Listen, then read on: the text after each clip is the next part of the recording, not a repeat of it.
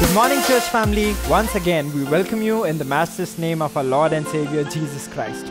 We're so happy to tell you that our online church family is so close to reaching 1,000 subscribers. If you have been blessed by our weekly Sunday services, then please do like, share, and subscribe. This Sunday, for the very first time, Pastor Gaurav is here to teach how God's presence transforms our life every single time when we put our hope in Him. But before that, let us worship together. Good morning everybody. यीशु मसीह के नाम में आप सबका स्वागत है। आइए हमारे साथ जुड़िए इस समय, जैसे कि हम परमेश्वर की आराधना करते हैं। We rejoice in his presence, उसकी उपस्थिति में आनंद मनाते हैं, क्योंकि उसका वचन कहता है कि आज का दिन यहोवा ने बनाया है और हम उसमें आनंदित होते हैं। Hallelujah. David said, this is the day the Lord has made, I will rejoice. And it's a decision. Hallelujah. ये एक निर्णय होता है जो हमें लेना होता है, और जब हम कहते हैं कि मैं आनंद मनाऊंगा, हालेलुया, क्यों? इसीलिए नहीं कि मेरे इस जीवन में जो कुछ चल रहा है उसकी वजह से, लेकिन क्योंकि वो दिन यहोवा का बनाया हुआ है। हालेलुया। ये आप और मैं दिन नहीं बना सकते, यहोवा उस दिन को बनाता है, हमारा यीशु उस दिन को बनाता है। हालेलुया। तो अपना पूरा भरोसा यीशु मसीह पर लगाएं, अपनी पूरी आराधना यीशु के लिए निछावर कर दें। हालेलुया, आमीन। और पूरे भरोसे के साथ, विश्वास के साथ आज की इस आराधना में हमारे साथ जुड़ जाइए। Let's lift up the name of Jesus. Hallelujah, आमीन। ताली बजाकर, नाचकर, झूमकर उसकी आराधना करेंगे।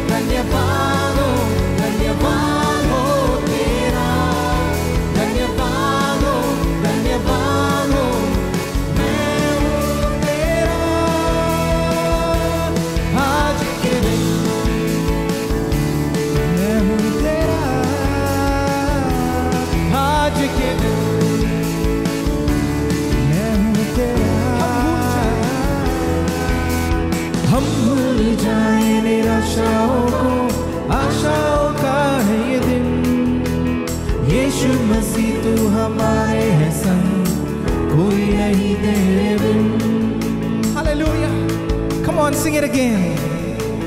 हम भूल जाए निराशाओं को, आशाओं का है ये दिन। यीशु मसीह तू हमारे है संग, कोई नहीं तेरे बिन। आज के दिन तो आओ मिलकर हम सब नाचे, तो आओ मिलकर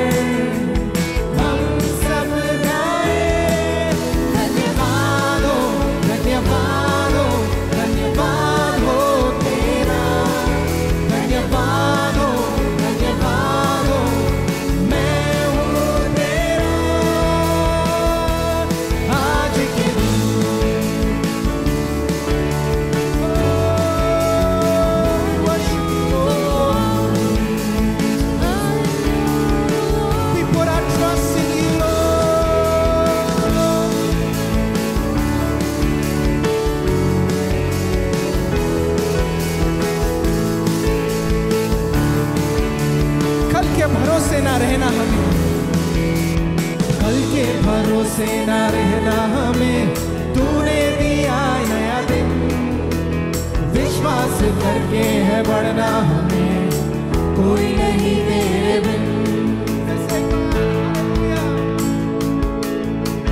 कल के भरोसे ना रहना हमें, तूने दिया नया दिन, विश्वास करके है बढ़ना हमें, कोई नहीं तेरे बिन। आज के दिन तो आओ मिलकर हम सब नाचे, तो आओ मिलकर हम सब गाए। धन्यवाद हो, धन्यवाद हो, धन्यवाद हो तेरा, धन्यवाद हो, धन्यवाद हो, मैं हूँ तेरा। धन्यवाद, धन्यवाद हो, धन्यवाद हो, धन्यवाद हो तेरा, धन्यवाद हो, धन्यवाद हो, मैं हूँ तेरा। आज के दिन मैं हूँ तेरा, आज के दिन मैं हूँ तेरा, आज के दिन मैं हूँ तेरा, आज के दिन मैं हूँ तेरा।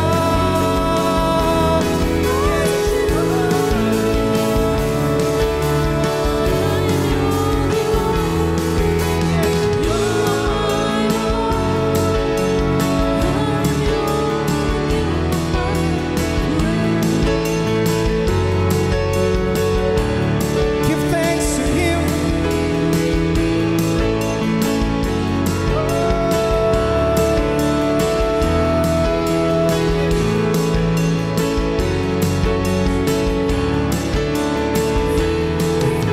तो आओ हम सब नाचे, तो आओ हम सब गाए, तो आओ मिलकर हम सब नाचे, तो आओ मिलकर हम सब गाए। धन्यवाद हो, धन्यवाद हो, धन्यवाद हो तेरा, धन्यवाद हो, धन्यवाद हो, मैं हूँ तेरा। धन्यवाद, धन्यवाद हो, धन्यवाद हो, धन्यवाद हो तेरा, धन्यवाद हो, धन्यवाद हो, मैं हूँ तेरा। आज के दिन मैं हूँ तेरा, आज के दिन मैं हूँ तेरा, आज के दिन मैं हूँ तेरा, आज के दिन मैं हूँ तेरा। Hallelujah. Come on, tell it to Him that प्रभु जी आज मैं तेरा हूँ। यीशु मसीह आज मेरा भरोसा तुझ पर है, क्योंकि यीशु तू मेरे लिए आया, मेरे लिए उठा, मेरे लिए जिया। Hallelujah.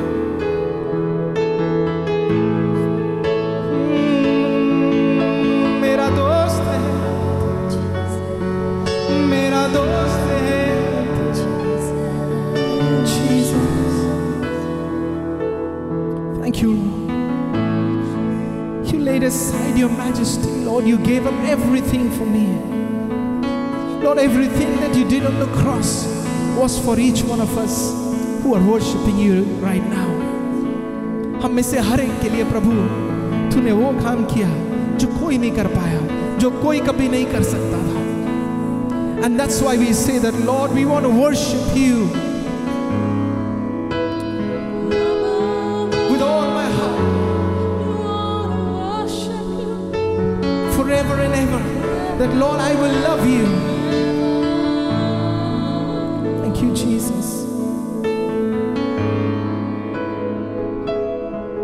Come on, begin to worship Him. Lift up your voices in adoration. अपनी आवाज को, अपने हृदय से एक गीत को उठने दें, एक ऐसा गीत जो यीशु के लिए है, जो उसने आपके लिए किया, आपके जीवन में।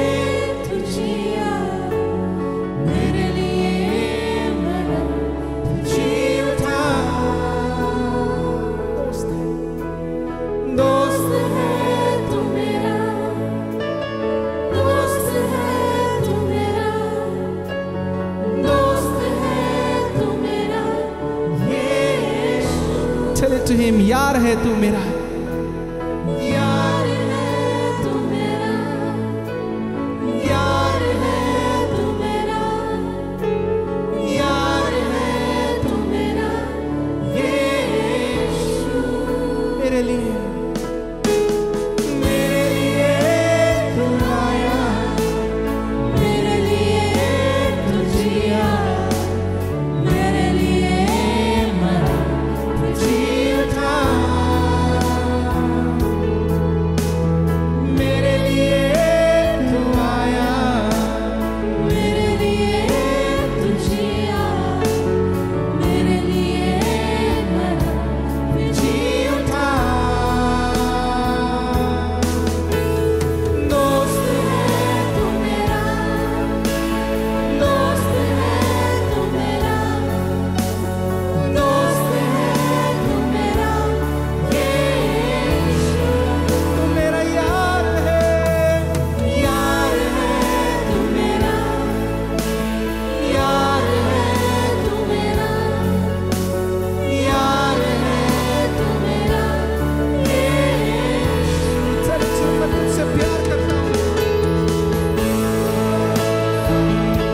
मैं तुझसे प्यार करता हूँ, मैं तुझसे प्यार करता हूँ,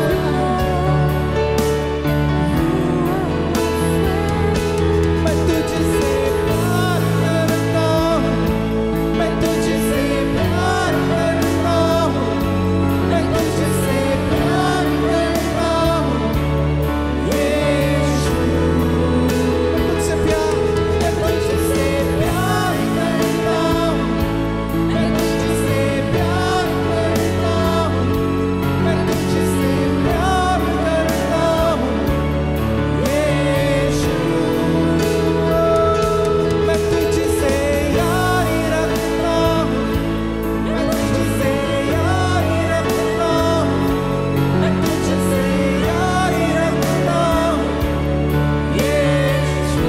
ओ सिर के मैं तुझसे यारी रखता हूँ, मैं तुझसे यारी रखता हूँ, मैं तुझसे यारी रखता हूँ यीशु।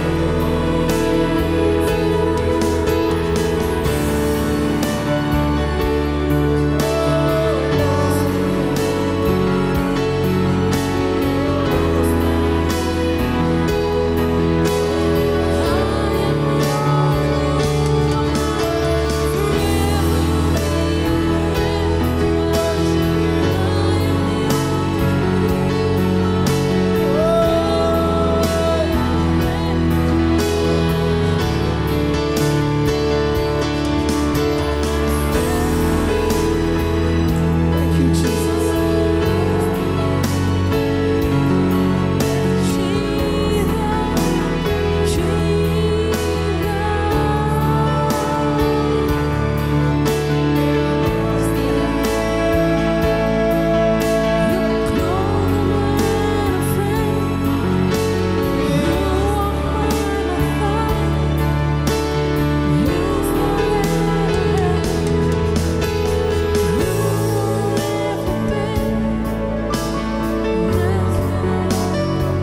Thank you, Jesus.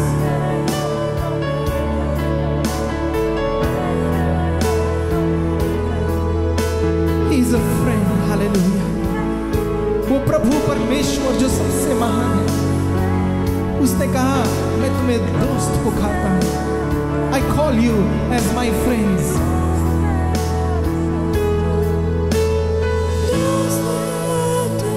Thank you, Jesus.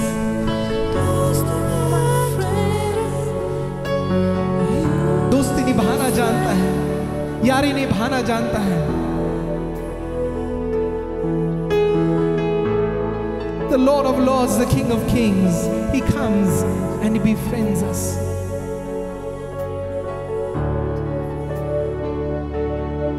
Let us embrace Him by faith. Thank you, Jesus.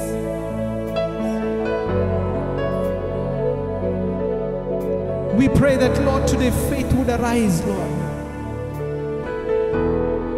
faith would arise in your people. That they would see you as a friend who stays closer than a brother.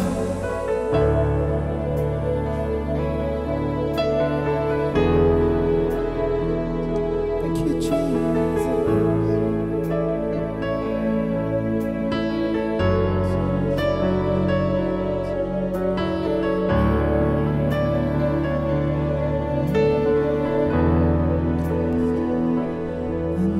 मेरा दोस्त है,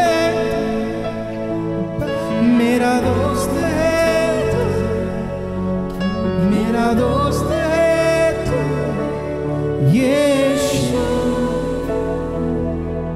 अनंत काल के लिए पाया मैंने जो तुझे, क्योंकि क्रूस पर तूने दी अपनी जो जान इस दोस्त के लिए, इस बेटे के लिए, इस दुल्हन के लिए बहाया तूने लहू।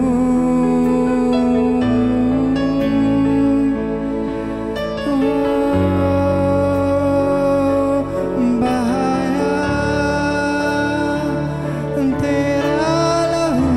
We look up on the cross, Jesus. अनंत काल के लिए पालिया मैंने तुझे, क्योंकि क्रूस पर तूने दी अपनी जान, अपनी जान, अपनी जान, मेरे प्रभु। Every hand lifted up to गले लगा ले मुझे, गले लगा ले। Every eye lifted up to him. गले लगा ले मुझे, यीशु। गले लगा Open up your arms to him. गले लगा ले Holy Spirit, we ask that Lord you would just touch each one of us who are worshiping you right now.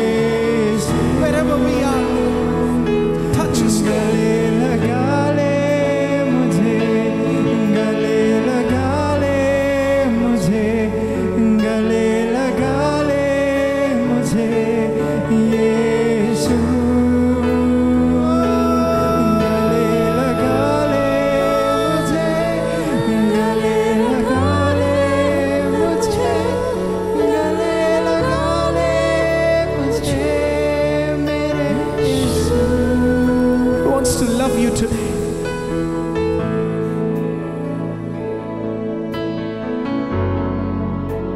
Thank you, Jesus.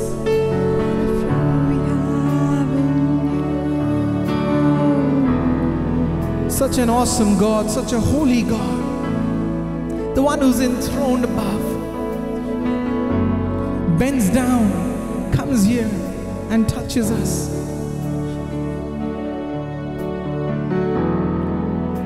हमें गले लगाने के लिए। Hallelujah.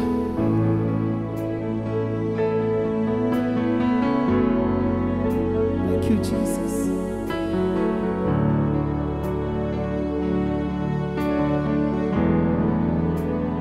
You are holy, holy are you, Lord God Almighty. Come on, every hand lifted up. You are holy, holy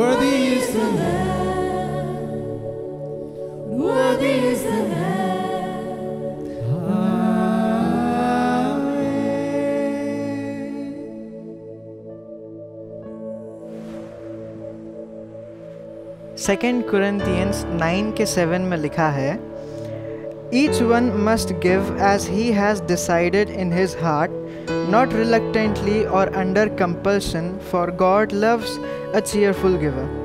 इस वचन को पढ़ते वक्त हमें समझ में आता है कि जो लोग हर्ष और उदारता से देना जानते हैं, उन लोगों से परमेश्वर प्रेम रखता है। यहाँ ऐसे लोगों की बात नहीं हो रही है जो किसी के कहने पर या किसी के दबाव डालने पर देते हैं, लेकिन उनकी बात की जा रही है जो मौका मिलने पर पूरे हर्ष और उदारता से देते हैं। आइए इस समय, जब अपर रूम चर्च के अकाउंट डिटेल्स आपके स्क्रीन पर आ रहे हैं, हम पूरे हर्ष और उदारता से अपने बीच चर्च में बोए। आइए अब हम देखते हैं कि जो बीज आपने हमारे चर्च में बोए हैं, उससे हम लोगों के लिए कैसे मददगार ठहर पाए हैं।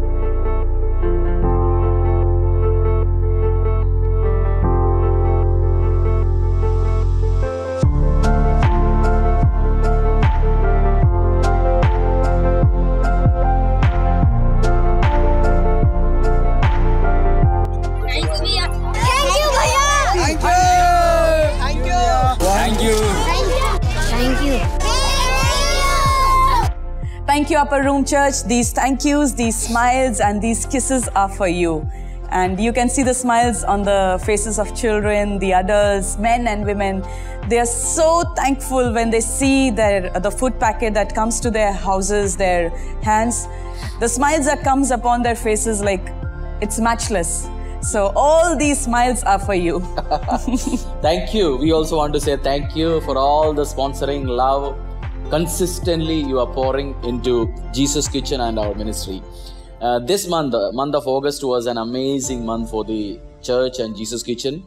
This month we got a refrigerator into church, into Jesus Kitchen. Somebody gifted us, and we got a wardrobe into our church for the Jesus Kitchen, so they can all store all the things. And our storeroom is getting stored. Many wonderful grains, dal, many blessings are coming into Jesus Kitchen, and thank you. Yes. Thank you. We have increased from 200 to 250 to 300 now because of your faithful continual contribution towards Jesus Kitchen. We were having 130, 180, 200 we are doing it from last two months every day. Now we have increased to 250, 300, and by as we are approaching December 2020, my target is we want to give 1,000 food packets a day. Yes. And in Jesus Christ's mighty name, we are going to do it together. Yes, amen. Together. As you are pouring into Jesus Kitchen, thank you, Pastor Joshua. Thank you, Pastor May. Thank you all the team, the leaders, the volunteers, the staff, the members of your church. You are an amazing team. You are an amazing family. Yes. You are very close to our hearts and continuously standing and supporting with us. And me and Pastor Dee, we want to pray blessings, and we want to release a blessings for you this month. I pray Lord is going to protect your jobs. Not only going to protect your jobs and business, but you are going to thrive. Remember this, Lord doesn't need to have economic conditions, prosperous economic condition to bless you, because the God Yahweh whom we worship, He can bless you manna. He can just take manna and He can bless you every day. He's a good God. Jesus we worship is a good God. We pray His favor, His faithfulness, His amazing love is going to be displayed to you and your family. Ready? Let us pray together as a family, as a church for Upper Room. In agreement we are coming and we are going to do it. In Jesus' name we are going to bless you. And amazing results in the month of September 2020 you are going to see. And I believe it as a family. We are as a husband and wife, as man and women of God, we are going to hold hands together and we are going to pray, release a word over your life. Lord Jesus, we thank you for this day, oh Father God. Yes. Lord, we thank you for the entire leadership of Upper Room Church, Pastor Joshua and Pastor May, oh Lord. Lord, we thank you, Father, Lord, that they have been standing with us and faithful and consistently, Lord, they have been supporting and standing with us in Jesus' Kitchen, oh Thank Father you, God. Lord. Thank you, And Lord. Lord, whatever they are pouring into this ministry, oh Father God, Lord, we pray, oh Father God, Lord, that double portion will flow into their ministry, oh Father God. Amen. Lord, Amen. I pray, Amen. oh I Father agree. God, you would open doors for them, oh Father God. Yes, Lord. For the leadership, you would open new doors, oh God. Yes, Lord. For the believers, you would open new doors, oh Yes, Father Lord. God. Lord, as they are standing with Jesus' Kitchen, oh Father, Lord, reward is going to come from your side, Amen. oh Father Amen. God. Amen. Lord,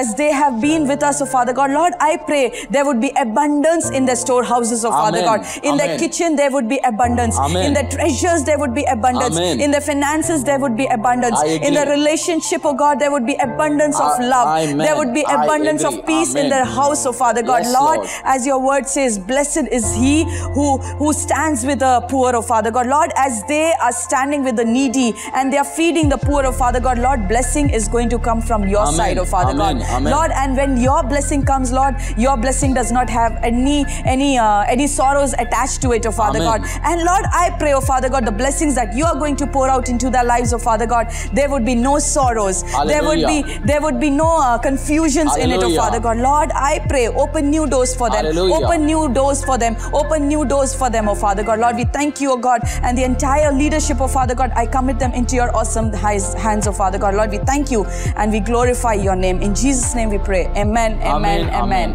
Thank you once again on behalf of Jesus Kitchen and Temple of the Most High God Church. We want to say thank you. We love you. Blessings. Yes. Bye-bye. It is pleasure and our privilege to meet you every time and every month. Thank you. Bye-bye. Thank you. God bless you. Take care. Great abundance, great prosperity, Yes. great blessings are on way. Yes. Jesus Amen. is Lord. Amen. Hallelujah. Amen. Bye-bye. Amen. Take care.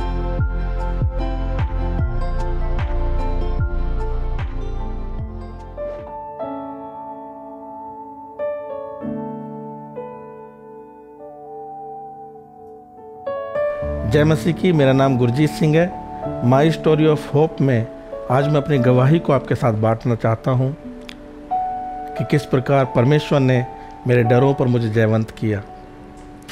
मेरा जन्म एक सिख परिवार में हुआ और मैं मेरे mummy papa का पहलौठा था और मेरे मम्मी पापा ने मुझे गुरुद्वारे में अर्पण कर दिया।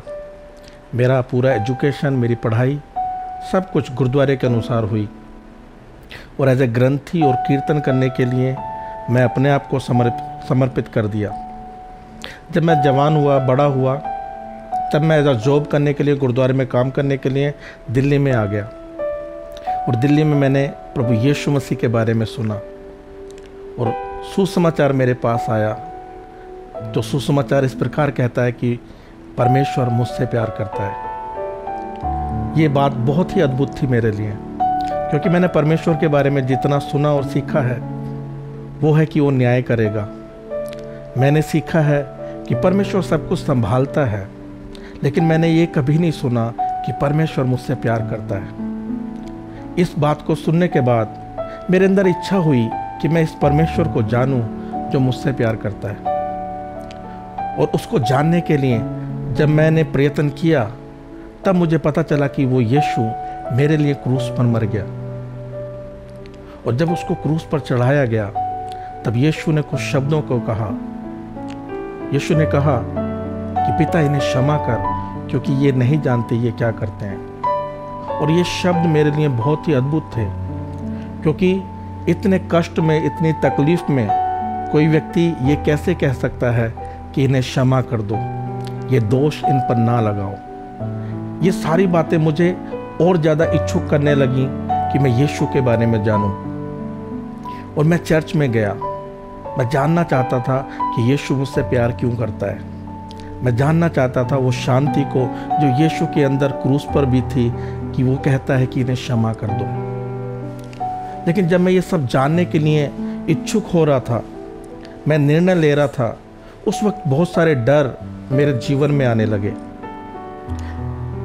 यीशु मसीह के पीछे जाना मेरे लिए आसान नहीं था, क्योंकि मेरा पूरा समुदाय, मेरा पूरा परिवार मेरे विरुद्ध हो जाता।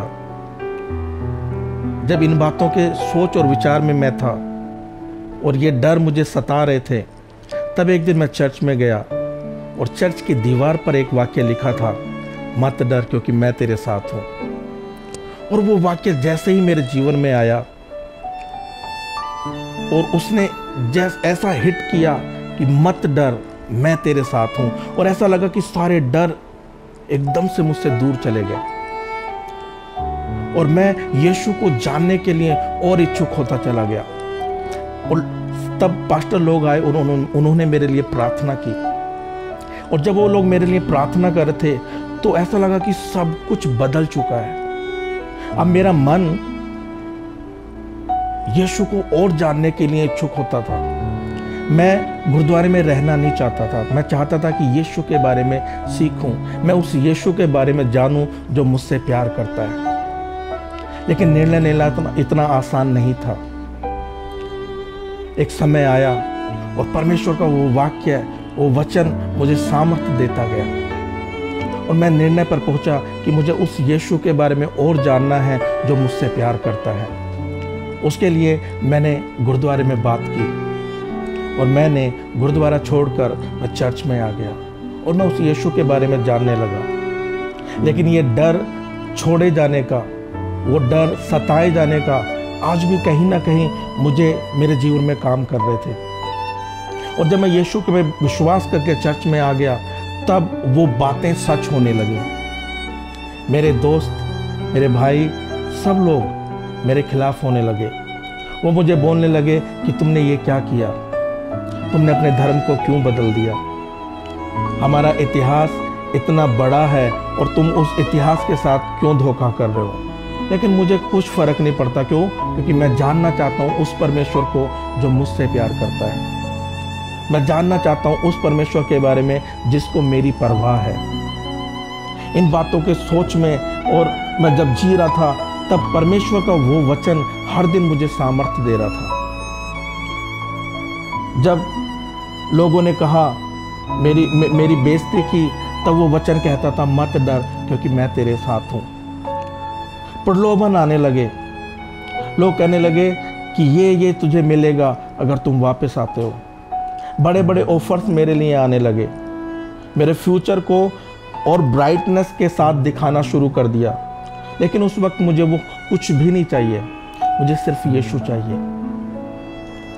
हर दिन डर, हर दिन प्रलोभन, हर प्रकार से मुझे पीछे खींचने के लिए काम हो रहा था। लेकिन परमेश्वर का वो वचन आज भी मुझे सामर्थ्य दे रहा था, मत डर मैं तेरे साथ हूँ। और उस वचन को लेकर मैं आगे बढ़ता गया। लोग मेरे खिलाफ होते गए, मेरे माता पिता भी मेरे खिलाफ हो गए, उन्होंने भी मुझे छोड़ दिया। उस अवस्था में भी परमेश्वर ने मुझे अपनी सामर्थ्य में बनाए रखा। उस समय में भी परमेश्वर अपनी सामर्थ्य से मुझे भरता गया। फ्यूचर कुछ नजर नहीं आ रहा था, कुछ भी अच्छा होता हुआ नजर नहीं आ रहा था। लेकिन मैं विश्वास कर रहा था कि मेरा परमेश्वर जिसने मुझे वादा किया है वो मुझे नहीं छोड़ेगा। समय गुजरा और परमेश्वर ने चीजों को बदलना शुरू कर दिया। वो जो समय था वो बहुत कठिन था, लेकिन परमेश्वर उस कठिन समय में भी मेरे साथ था। 2011 में परमेश्वर ने चीजों को और बदला। जो मैं सोचता था कि मेरा कुछ नहीं होगा, जो लोग सोचते थे कि मेरा कुछ नहीं होगा, मेरी शादी के लिए परमेश्वर ने एक योजना को बना दिया। और 2011 में परमेश्वर ने एक भली पत्नी मुझे दी। मुझे एज अ सांसारिक तौर पर, आर्थिक तौर पर, हर रीति से परमेश्वर ने मुझे स्टेबल कर दिया। मुझे हर प्रकार की आशीषों से भर दिया। अब मुझे फ्यूचर की चिंता नहीं है। क्यों? क्योंकि मेरा परमेश्वर मुझे हर दिन संभालता है। मुझे 2 बेटे दिए, मुझे घर दिया, हर प्रकार की आशीषों से परमेश्वर ने मुझे भर दिया। आज जहां पर मैं पहले निंदित था, जब लोग मुझसे बात करना नहीं चाहते थे, जब लोग मुझे अपने पास बुलाना नहीं चाहते थे, आज परमेश्वर ने उन परिस्थितियों को बदल दिया। जब लोग मुझे रिजेक्ट करते थे, आज लोग मुझे एक्सेप्ट करते हैं। आज लोग मुझसे अपने परिवारों के लिए प्रार्थना कराना चाहते हैं। परमेश्वर ने एज अ प्रभु के लिए, सेवकाई के लिए मुझे नियुक्त कर दिया। एज अ पास्टर परमेश्वर ने मुझे नियुक्त किया कि मैं परमेश्वर की सेवा कर सकूं। सच में परमेश्वर का अनुग्रह बड़ा है। सच में परमेश्वर मेरे हर डर से बड़ा है, मेरी हर चिंता से बड़ा है। क्यों? क्योंकि परमेश्वर मेरी हर चिंता पर मुझे जयवंत करता है। मैं आज आपसे कहना चाहता हूँ, कितने ही लोग होंगे जो यीशु के पास आना चाहते हैं, लेकिन ये डर उनको रोकते हैं। मैं आज आपसे कहना चाहता हूँ, जो यीशु उस समय पे मुझे संभाल लिया, जिस यीशु ने मेरे डरों पर मुझे जयवंत किया, वो आपको भी संभालेगा, वो आपकी भी मदद करेगा, वो आपकी भी अगुवाई करेगा कि आप उसको जान सकें।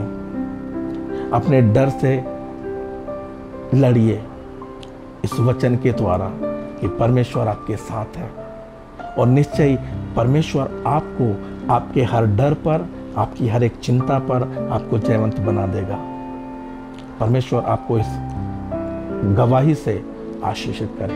जय मसीह की।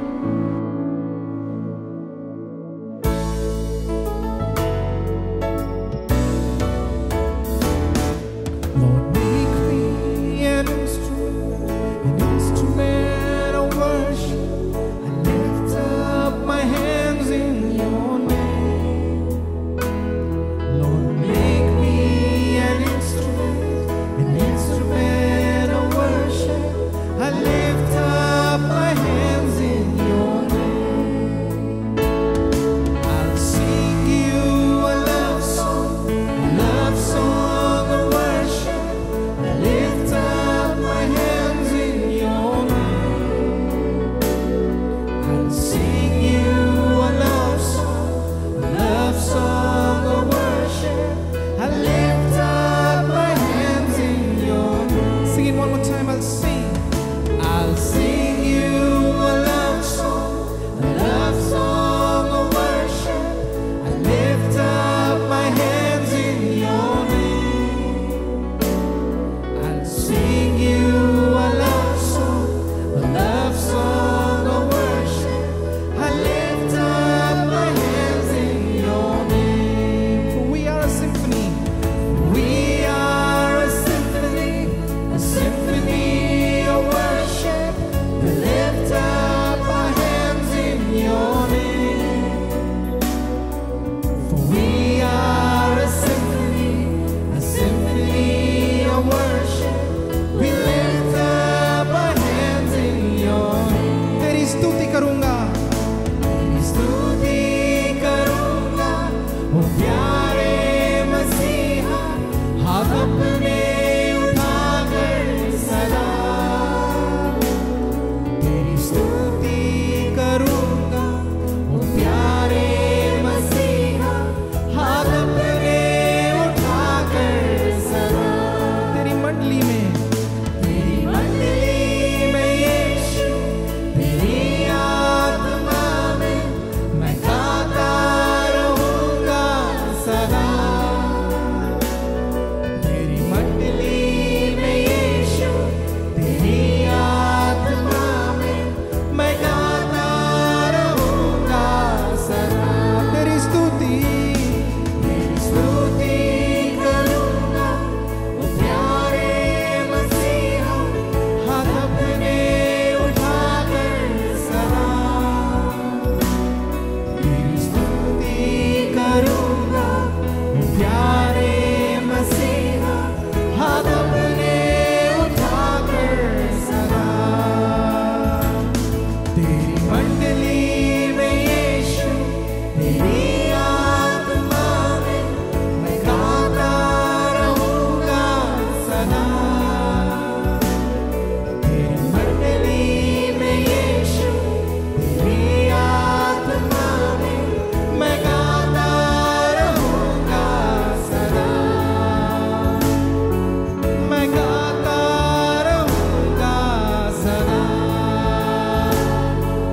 मैं गाता रहूंगा सदा।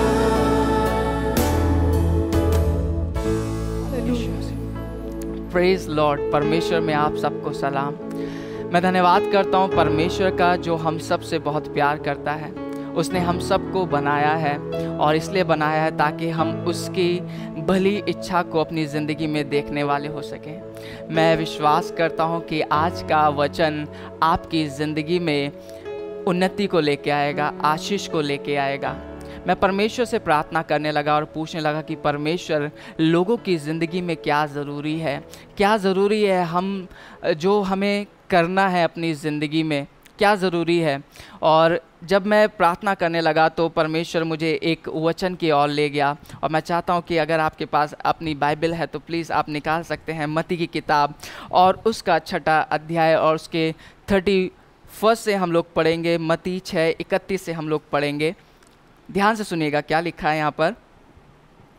इसलिए तुम चिंता करके यह ना कहना कि हम क्या खाएंगे या क्या पिएंगे या क्या पहनेंगे, क्योंकि अन्य जातीय इन सब बातों की खोज में रहते हैं। आज मनुष्य की ज़िंदगी में अगर देखा जाए तो वो बहुत सारी चिंताओं को करता है। जब वो सोता है तो उसके मन में, उसके ख्याल में बहुत सारी बातें चलती रहती हैं, और कई लोग तो इतना सोचते हैं कि वो सो नहीं पाते, और इतना सोचते लेकिन ज़िंदगी में कुछ भी अच्छा नहीं होता, कुछ भी उत्तम नहीं होता। लोग आनंद की खोज करते पर आनंद नहीं मिलता, और उस आनंद की खोज के चक्कर में वो और चिंतित हो जाते और परेशान हो जाते। पर जब हम इस वचन को पढ़ते हैं तो यीशु मसीह इस बात को कह रहा है कि इसलिए तुम चिंता करके यह ना कहना कि हम क्या खाएंगे और क्या पिएंगे और क्या पहनेंगे, क्योंकि अन्य जाति इन सब वस्तुओं की खोज में रहते हैं, पर तुम्हारा स्वर्गीय पिता जानता है कि तुम्हें इन सब वस्तुओं की आवश्यकता है। हालेलुया। धन्यवाद करते हैं कि परमेश्वर जिसने हमको बनाया है वो हमारे सोचने से पहले हमारी आवश्यकताओं को जानता है। वो जानता है कि हमें किस चीज़ की आवश्यकता है, और मैं धन्यवाद करता हूँ कि वो हमसे इतना प्यार करता है कि वो हमारे लिए प्लान करता है, वो हमारे लिए योजनाएं बनाता है। आज मैं आपको बताना चाहता हूँ कि हम तरह तरह की चीज़ों की खोज में है। कोई बिजनेस ढूंढ रहा है, कोई कुछ और ढूंढ रहा है, कोई अपनी ज़िंदगी में शांति की खोज कर रहा है।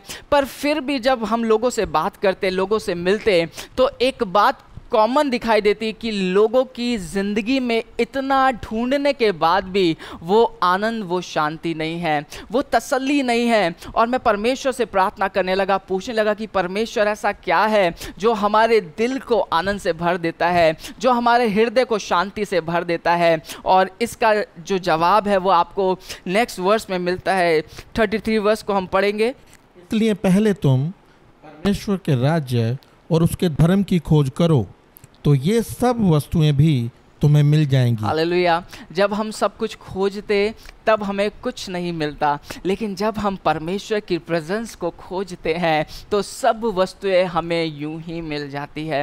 मैं नहीं जानता कि आप किस चीज़ की प्लानिंग कर रहे हैं, आप किस चीज़ की खोज कर रहे हैं। हो सकता है आप अपने करियर के लिए बहुत चिंतित है, हो सकता है आप अपने कर्जे के लिए बहुत चिंतित है, हो सकता है आपका एक डिज़ायर है एक बड़ा घर बनाने का, आपका डिज़ायर है एक बड़ी कंपनी स्टार्ट करने का। पर आज मैं आपको बताना चाहता हूँ कि जब हम परमेश्वर की प्रेजेंस को खोजते, जब हम परमेश्वर को खोजते, तो सब चीज़ें हमारी ज़िंदगी में अपने आप होती चली जाती हैं, सब चीज़ें हमारी ज़िंदगी में अपने आप बनती चली जाती हैं। मैं परमेश्वर का धन्यवाद करता हूँ कि जब हम उसके पास जाते तो वो हमको कभी निराश नहीं करता, वो हमको कभी उदास नहीं करता। मैं धन्यवाद करता हूँ अपनी ज़िंदगी के लिए। मेरा नाम पास्टर गौरव है और मेरी ज़िंदगी में ढेरों गवाहियाँ हैं। मैं धन्यवाद करता हूँ कि मैं परमेश्वर को जानने पाया, और बचपन से ही परमेश्वर की प्रेजेंस ने मेरी परिस्थितियों को बदल दिया। मेरे पास कुछ नहीं था, मैं एक छोटे से परिवार से, एक गरीब परिवार से बिलोंग करता, और बचपन में ही एक इच्छा थी कि लोग जाने, लोग मुझे पहचाने, लोग मेरी इज़्ज़त करें। और मैं देखता था जब हम अपने रिलेटिव्स के यहाँ जाते तो लोग कहीं ना कहीं हम लोगों को डिनाई करते, कॉर्नर करते, लोग ज़्यादा हमारी इज़्ज़त नहीं करते, लोग हमसे ज़्यादा बात नहीं करते। और मुझे लगने लगा कि शायद जो पैसा है वो लोगों की इज़्ज़त को बढ़ाता है। पर मैं धन्यवाद करता हूँ कि बचपन में मुझे परमेश्वर की प्रेजेंस का अनुभव हो गया। जब मैं 15 साल का था तो परमेश्वर से पहली बार मेरी मुलाकात हुई, पहली बार मैंने परमेश्वर की प्रेजेंस को एक्सपीरियंस किया, और जितनी मेरी चिंताएं थी, जितने मेरे सवाल थे, उन सब सवालों में परमेश्वर की प्रेजेंस ने मुझे जो शांति दी वो किसी और ने नहीं दी। और मैं दिन प्रतिदिन परमेश्वर में बढ़ता गया और सोचने लगा कि परमेश्वर, मुझे तेरी सेवा करनी है, मुझे तेरे कार्य को करना है। और बहुत सारी बातें थी लाइफ में जो लगता था कि नहीं हो पाएंगी, पर मैं परमेश्वर के पीछे चलता रहा और परमेश्वर ने मेरी चीज़ों को वो बनाता गया, पूरा करता गया, वो मुझे हर दिन बनाता गया। मैं बताना चाहता हूँ, जब मैं 12th क्लास में था तो मैं इंजीनियर बनना चाहता था। मैं चाहता था कि मैं एक इंजीनियर बनूं, और उस समय एंट्रेंस एग्ज़ाम्स के फॉर्म्स निकले हुए थे और मुझे 1000 रुपये की ज़रूरत थी ताकि मैं वो फॉर्म भर दूं जिससे मैं बीटेक कर पाऊं। और मैं घर पे आया और मैंने अपनी मम्मी से कहा कि मम्मी, मुझे 1000 रुपये की ज़रूरत है। और क्योंकि घर में बहुत कलेश था, पैसा नहीं था और हर दिन हमारे घर में झगड़े होते थे, तो मम्मी ने मुझे डांटा और मम्मी बोलने लगी कि मेरे पास कोई पैसा नहीं है, मैं कहाँ से 1000 रुपये तेरे लिए लेके आऊँ। और मैं बहुत उदास हो गया। मैंने कहा, परमेश्वर, मेरे को तो इंजीनियरिंग करनी है, मैं कैसे इंजीनियर बनूंगा, मैं कैसे अपनी स्टडी को करूंगा, हमारे पास पैसा नहीं है। मुझे जब मैं लोगों से बात करता, लोग कहते कि 4 लाख चाहिए, 5 लाख चाहिए, पढ़ाई के लिए बहुत पैसा चाहिए, और मेरे पास कुछ भी नहीं था।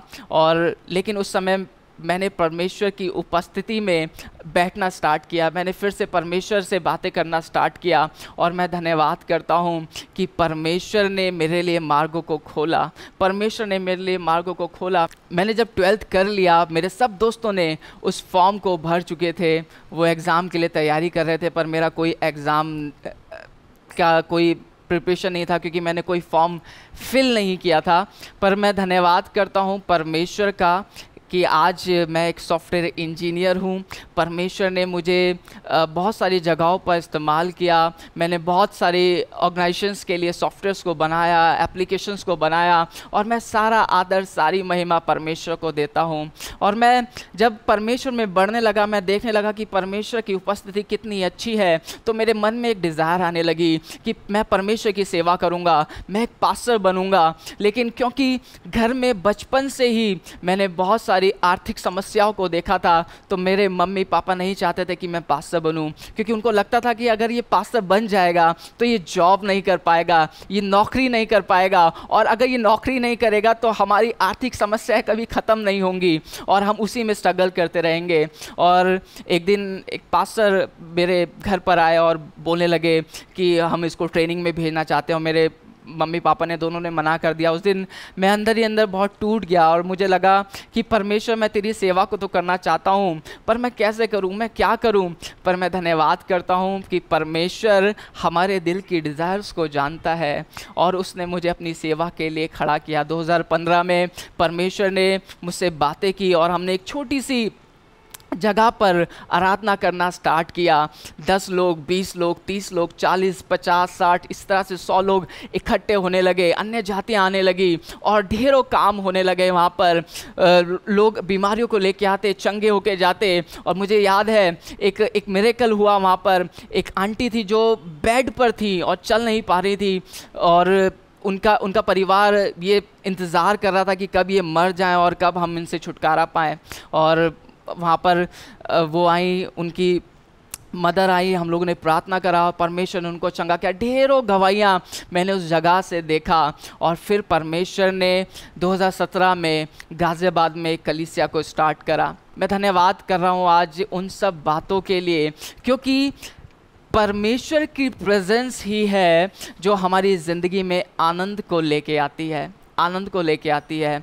मेरे दोस्त बहुत सारे जिन्होंने बीटेक किया, वो बहुत सारे लोगों को जॉब भी नहीं मिला, पर मैं धन्यवाद करता हूँ कि मैं बीटेक नहीं कर पाया, पर फिर भी मैंने एज ए सॉफ्टवेयर इंजीनियर कई साल तक काम किया और परमेश्वर ने मेरी मदद की। और आज मैं एज ए पास्टर गाज़ियाबाद में कलीसिया को संभाल रहा हूँ।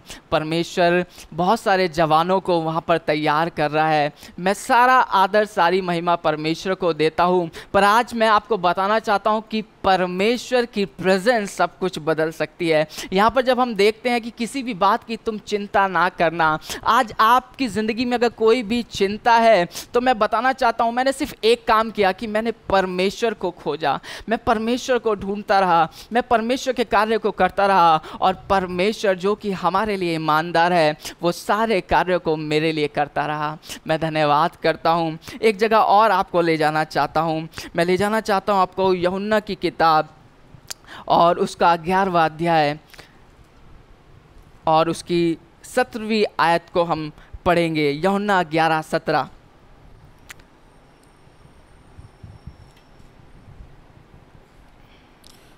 वहाँ पहुँचने पर यीशु को यह मालूम हुआ कि लाजर को कब्र में रखे 4 दिन हो चुके हैं। ये वाला अध्याय आप कई बार पढ़ चुके होंगे, और जितनी बार हम पढ़ते हैं उतनी बार हम परमेश्वर के कार्य को इस जगह पर देखते हैं।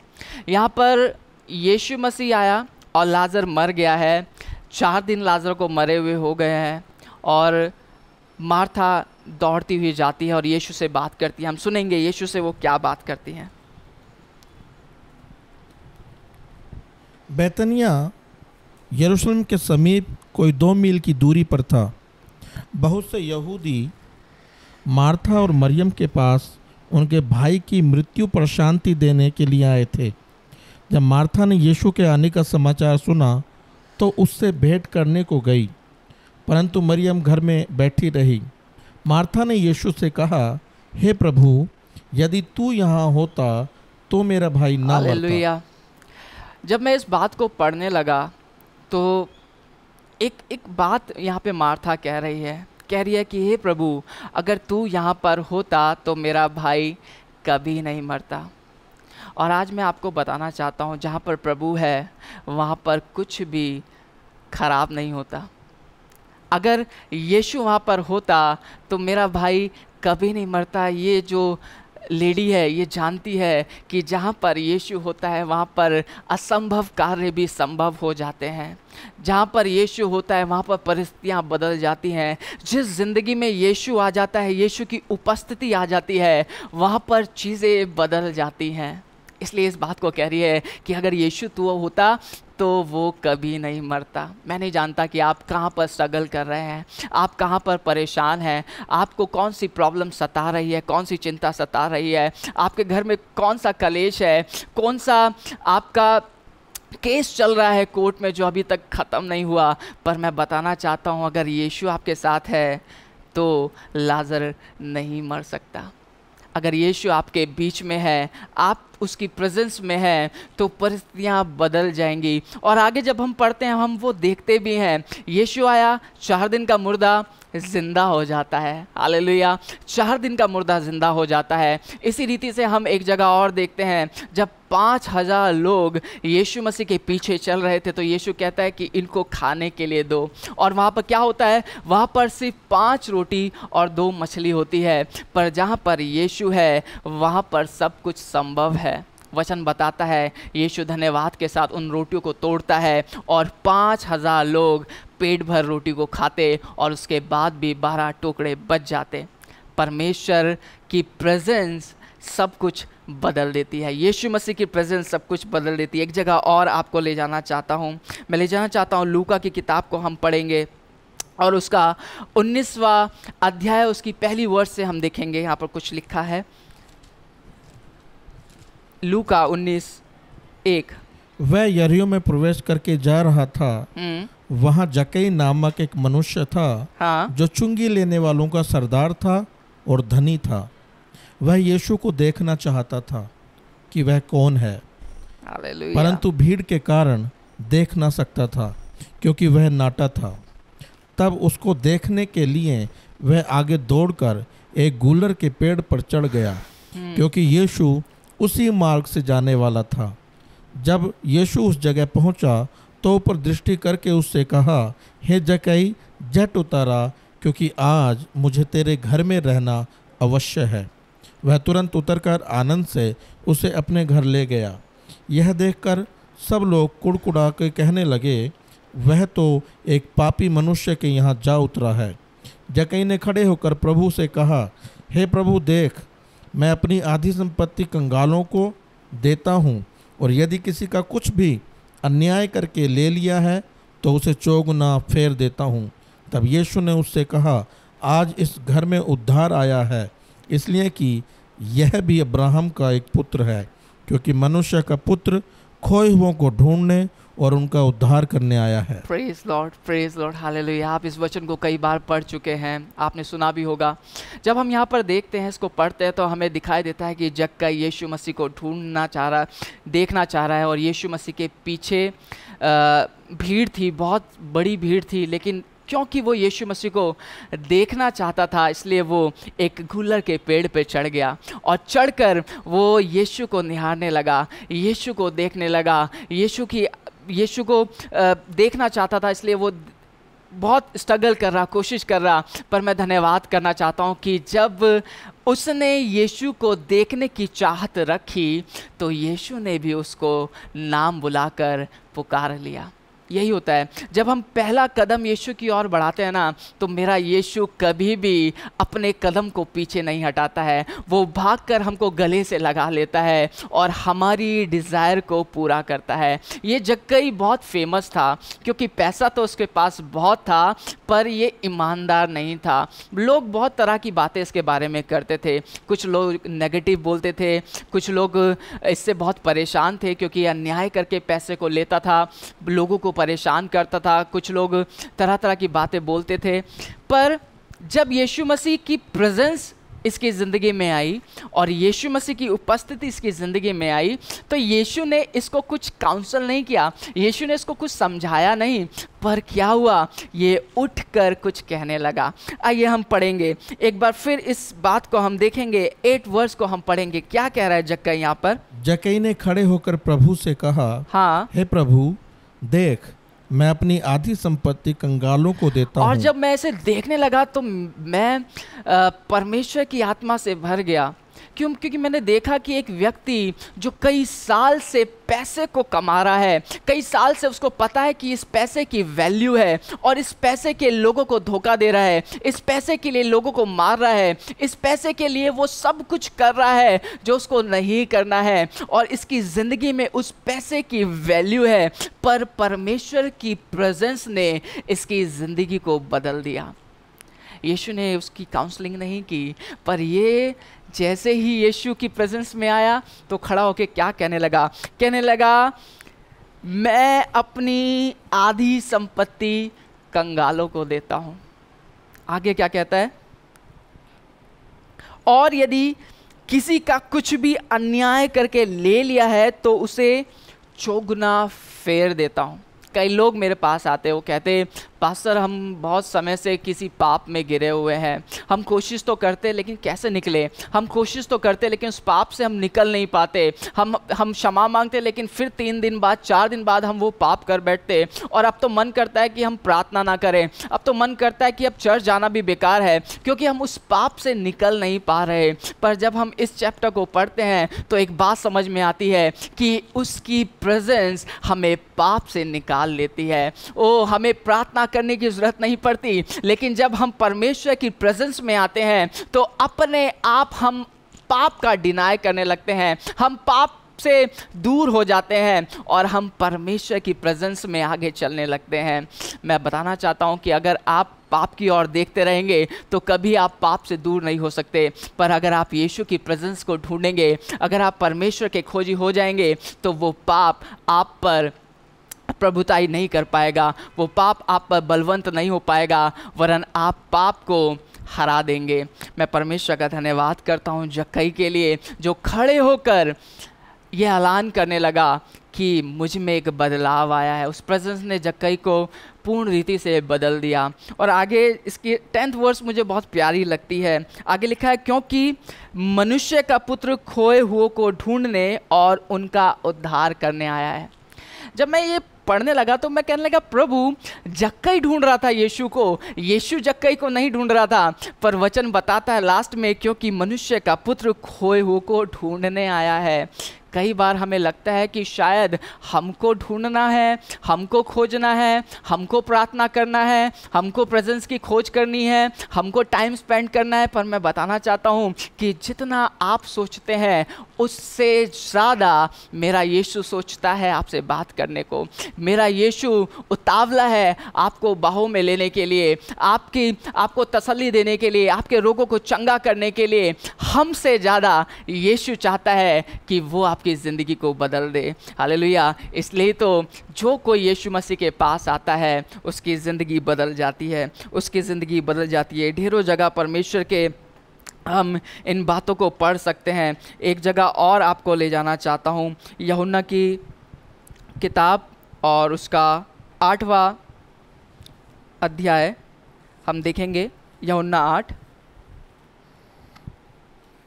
Thank you Jesus. यूहन्ना 8 उसकी पहली वर्ष से पढ़ेंगे। परंतु यीशु जैतून के पहाड़ पर गया। भोर को वह फिर मंदिर में आया। सब लोग उसके पास आए और वह बैठकर उन्हें उपदेश देने लगा। तब शास्त्री और फरीसी एक स्त्री को लाए जो व्यभिचार में पकड़ी गई थी और उसको बीच में खड़ा करके यीशु से कहा, हे गुरु, यह स्त्री व्यभिचार करते पकड़ी गई है। व्यवस्था में मूसा ने हमें आज्ञा दी है कि ऐसी स्त्रियों पर पथराव करें। अतः तू इस स्त्री के विषय में क्या कहता है?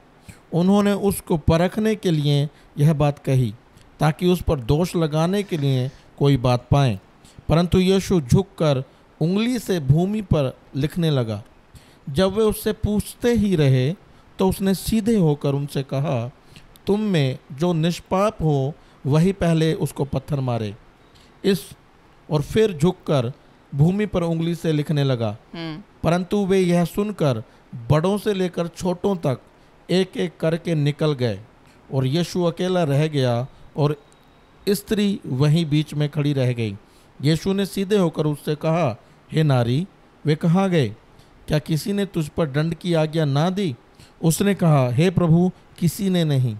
यीशु ने कहा, मैं भी तुझ पर दंड की आज्ञा नहीं देता, जा फिर पाप ना करना। Praise Lord, praise Lord. हम इस वाक्य को भी कई बार पढ़ चुके हैं, इस बात को भी हमने कई बार पढ़ा है और मैं परमेश्वर का धन्यवाद करता हूँ कि परमेश्वर यहाँ पर जब मैं इस बात को पढ़ता हूँ तो मैंने देखा कि एक स्त्री है जो किसी पाप में है और मैं जानता हूँ कि ये स्त्री पाप में है, पर ये कहीं ना कहीं ये कोशिश कर रही होगी कि मैं व्यभिचार ना करूँ, मैं व्यभिचार ना करूं, मैं इस पाप से निकल जाऊं, मैं इन बातों से निकल जाऊं। मेरी बहुत बदनामी होती है, लोग मुझे गलत निगाह से देखते हैं और हो सकता है कुछ लोग इसको पकड़ने की बहुत दिनों से कोशिश भी कर रहे होंगे।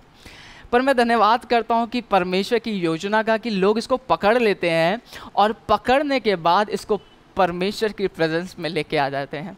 और जब ये परमेश्वर की उपस्थिति में आती है तो लोगों को लगता है कि अब ये परमेश्वर की उपस्थिति में आ गई, अब यीशु इस पर दंड को बोलेगा, अब यीशु कुछ ऐसा कहेगा कि इसको दंड मिलेगा। पर मैं धन्यवाद करता हूँ कि अगर हम पाप की अगर हम पाप की अवस्था में यीशु के पास आएँ तब भी यीशु हमको आज़ादी देता है। हालेलुया। और लोग लाए थे किसी और काम के लिए, पर उस प्रेजेंस ने, यीशु मसीह की उस उपस्थिति ने उस स्त्री की ज़िंदगी को बदल दिया। वो जो लोग उस पर कुछ बोलते थे, उसका अपमान करते थे, वो एक एक करके उसको छोड़कर चले गए। वो कारण जिससे वो शर्मिंदा थी, वो सब लोग एक एक करके उसको छोड़कर चले गए और अंत ये हुआ कि यीशु ने कहा कि जा, मैं भी तुझ में कोई पाप नहीं देखता, मैं भी तुझे पापी नहीं ठहराता। एक काम कर, आज से तू नई हो गई है, तू आई इस प्रेजेंस में है और क्योंकि तेरी मुलाकात मुझसे हुई है, आज से एक नई ज़िंदगी जीना। जैसे एक बच्चा पैदा होता है और फिर से पूरी ज़िंदगी को उसने उस स्त्री की नई कर दिया। जा, फिर से पाप ना करना। मैं परमेश्वर का धन्यवाद करता हूँ कि परमेश्वर की प्रेजेंस चीज़ों को बदल देती है, हमारी परिस्थिति को बदल देती है। हो सकता है इससे पहले स्त्री बहुत घबराई हुई, कई बार सोचा होगा कि मैं आत्महत्या कर लेती हूँ, और यीशु मसीह के पास आने के बाद उसकी ज़िंदगी बदल गई, उसकी ज़िंदगी बदल गई। परमेश्वर की उपस्थिति ऐसी ही है। आप किस चीज़ की खोज कर रहे हैं? क्या आप पैसे की खोज कर रहे हैं? क्या आप चंगाई की खोज कर रहे हैं? या आप किसी और बहुत बहुमूल्य वस्तु की खोज कर रहे हैं? आप किस चीज़ की खोज कर रहे हैं? आपको क्या आनंद देता है? आपको क्या शांति देता है? मैं आपको बताना चाहता हूँ, परमेश्वर की उपस्थिति आपको आनंद से भर देगी। परमेश्वर की उपस्थिति परमेश्वर की योजनाओं को आपकी ज़िंदगी में अप्लाई करेगी। परमेश्वर की उपस्थिति के कारण आप अपनी ज़िंदगी में वो पाएंगे जो आप पाना चाहते हैं। मैं धन्यवाद करता हूँ, यिर्मयाह की किताब जब हम पढ़ते हैं 29 और उसका 11वां अध्याय, मैं चाहूँगा भाई पढ़ें यिर्मयाह 29:11।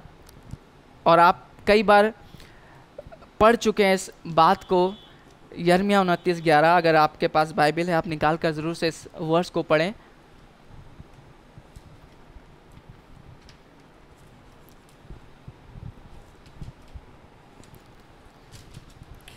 क्योंकि यहोवा की यह वाणी है हाँ। कि जो कल्पनाएं मैं तुम्हारे विषय में करता हूँ हाँ। उन्हें मैं जानता हूँ, वे हानि की नहीं वरन कुशल ही की हैं, हालेलुया। और अंत में तुम्हारी आशा पूरी करूँगा।